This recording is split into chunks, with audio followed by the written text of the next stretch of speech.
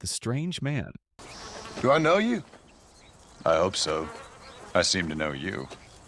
There's a face in Red Dead that never quite goes away, the Strange Man. He first appeared back in Red Dead Redemption 1, confronting John Marston with creepy knowledge about his past, his sins, and his future. He always knew too much, and no matter what you did, even if you emptied your gun into his back, he just stood there, smiling, untouchable. In Red Dead 2, you never meet him directly, but his presence lingers. Bayall Edge hides a small shack filled with his belongings. There's a painting inside, half finished at first, but if you return as John Marston, it completes itself, revealing his full figure. Same black hat, same unsettling stare. Locals in Armadillo whisper about him too. Strange sightings, unnatural things, and fans have spent years piecing together clues, with one theory rising above the rest. The Strange Man isn't just some creepy stranger, he's the devil himself, always watching, always waiting, a silent witness to John's slow march toward doom. You can run across the entire map, you can ride until dawn, but some things in Red Dead are built to follow you. The mystery of Princess Isabeau.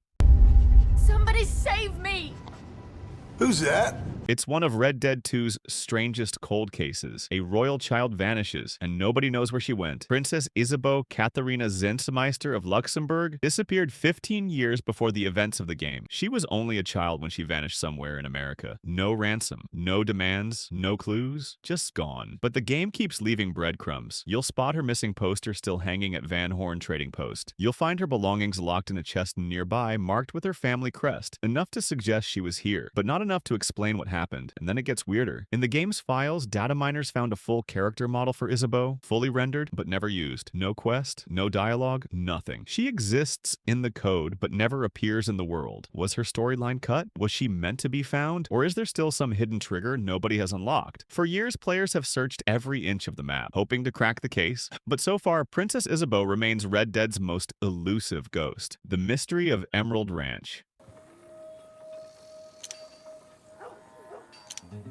Emerald Ranch looks quiet, too quiet. A single dirt road, a few farmers, and an old rancher who owns it all. But something happened here, and the game refuses to fully explain it. You'll first come through Emerald Ranch in the main story. It seems simple, sell some stolen carts, maybe visit the fens. But if you pay attention, the cracks start to show. The saloon, abandoned. Inside, the place is wrecked, with broken glass, bloodstains, and bullet holes frozen in time. The kind of scene that only ends badly. Then there's the rancher's daughter. She never leaves the house. She just stands by the window, silently watching the town like a prisoner. Locals whisper about what went down, a forbidden romance, a gun pulled, and the rancher himself killing her lover inside that very saloon. But Rockstar never confirms it. Random NPCs drop hints. Players piece theories together. But there's no quest, no payoff, no real closure. Just an eerie pocket of the world where something violent clearly happened, and the town simply moved on. The mystery of the talking giant.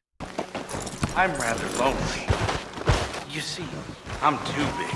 Out in the frozen hills of Amberino, there's a VO Linus that echoes through the rock, but you'll never see who's speaking. Hidden inside a sealed cave is one of Red Dead 2's strangest encounters. A giant, not a metaphorical one, a literal giant. He speaks softly through the stone, telling you he's lonely, trapped, and too big to leave. You can't help him, you can't enter. All you can do is stand there and listen. The game offers no real answers, no backstory, no quest. Just a massive being, forever stuck behind the rock, and the way you even find him is bizarre. You'll only stumble onto the cave after tracking and studying enough animals, led by a flock of birds that almost seem to guide you there. Fans have debated his origin for years. Is he some remnant of the mythological creatures scattered throughout Red Dead? A distant cousin of the vampires, Bigfoot, and zombies? Or was he meant for a quest that never made it into the final game? Rockstar never explains. The giant remains one of the game's most surreal loose threads. The mystery of Gavin.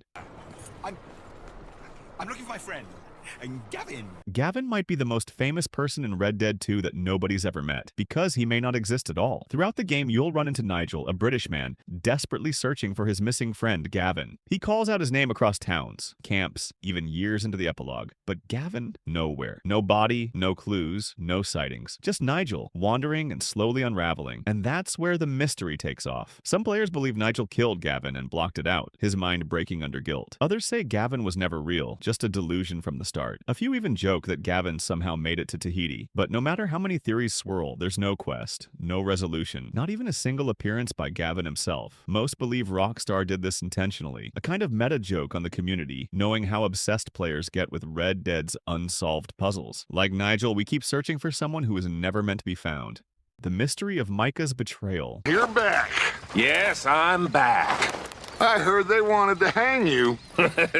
They wanted to, but Arthur did me right. Everyone knows Micah turned rat. The real question is, when did he start selling out the Vanderlinde gang? By the end of Red Dead 2, Agent Milton, Micah fed information to the Pinkertons, outright says it, leading to the gang's collapse. But the game never tells you exactly when he flipped. Was it after Guarma, during Strawberry, or long before any of it? Some players point to the Blackwater heist as the real beginning. Micah was there and things fell apart fast. Did he sabotage it? Others believe his arrest in Strawberry gave the Pinkertons leverage. Maybe Milton and Ross approached him there, offering freedom in exchange for betrayal. The timeline stays deliberately muddy, fueling endless debate. And then there's Rockstar's writing trick. Milton could be lying to stir paranoia. We never get hard proof of when Micah cut his deal, only that he did. But by the time the epilogue hits, players get the closure they want. Micah's fate is sealed on that snowy mountain. The mystery of the night folk. Bayou Noir hides something far worse than gators. At night, the swamps belong to the night folk. They move silently, barefoot, covered in white paint, wielding axes and bows like something out of a nightmare. They don't rob you. They don't speak. They just kill. Players first encounter them during the mission, a fine night for it, helping an old man reclaim his shack. But even outside the mission, they appear randomly, ambushing travelers who dare ride through the swamp after dark. And that's where the mystery. Who exactly are they? Some say they're just feral swamp dwellers, isolated from society and lost to madness. But one popular theory paints a much darker picture that these are wealthy aristocrats from St. Denis, indulging in twisted, ritualistic hunts far away from the city's polished streets. By day, high society. By night, murderers. Rockstar never gives a clear answer. The night folk stay in the shadows, a creeping terror that leaves behind only corpses and questions. The mystery of Francis Sinclair. Well, what's eating you, partner? Francis Sinclair doesn't quite fit into Red Dead 2's world, and maybe that's because he doesn't belong there. You meet him during a stranger mission. Red hair, odd speech, dressed like someone from the 1920s, not the 1890s. He asks you to find rock carvings scattered across the map, each one showing bizarre, almost futuristic symbols. Planes, buildings, and shapes no one in that era should recognize. The deeper you go, the weirder it gets. Francis mentions going back, hints at not being from this time, and once you finish his quest, he vanishes completely. When you return, only his wife remains, holding a red-haired baby who looks suspiciously familiar. The leading theory? Francis Sinclair is a time traveler, somehow stranded in the Old West. The carvings may serve as anchors or markers, possibly helping him navigate back to his original timeline. But how he traveled, why he was there, or if he even made it home, that's never explained. Rockstar leaves it all deliberately vague. Just another unsolved piece of Red Dead's stranger-than-fiction world. The mystery of the third meteorite.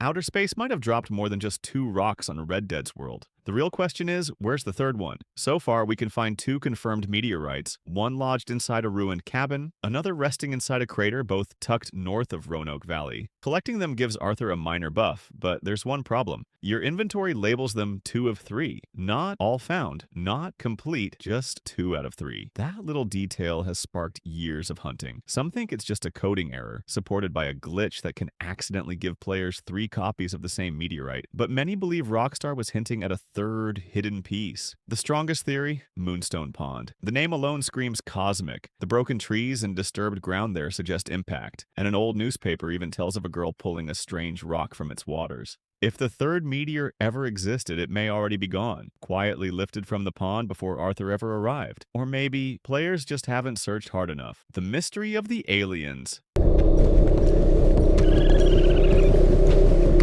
Aliens are watching Red Dead 2's America, and Rockstar never explains why. Across the map, you'll find 2 chilling hotspots for extraterrestrial activity. The first is an old shack near Emerald Ranch, where a mass cult suicide took place. Inside, skeletons are scattered around a ruined meeting room, along with a letter hinting at visitors arriving under the half moon at the 2nd hour. Follow those instructions, show up at the right time, and you'll see it. A glowing UFO hovering above the shack's broken ceiling. Silent, eerie, and gone as fast as it arrived. But that's not the only sighting. If you climb Mount Shan and stand by a strange stone altar between 1 and 4 a.m., another alien craft appears. This one looks different, smaller, distant, and possibly from a separate species entirely. Fans have debated what these encounters mean. Are there multiple alien factions? Was the cult in contact with one group while another simply observes from afar? Or did Rockstar drop these as pure Easter eggs, teasing the supernatural side of the American frontier? No answers, no quest, just lights in the sky that never stick around long enough to explain themselves.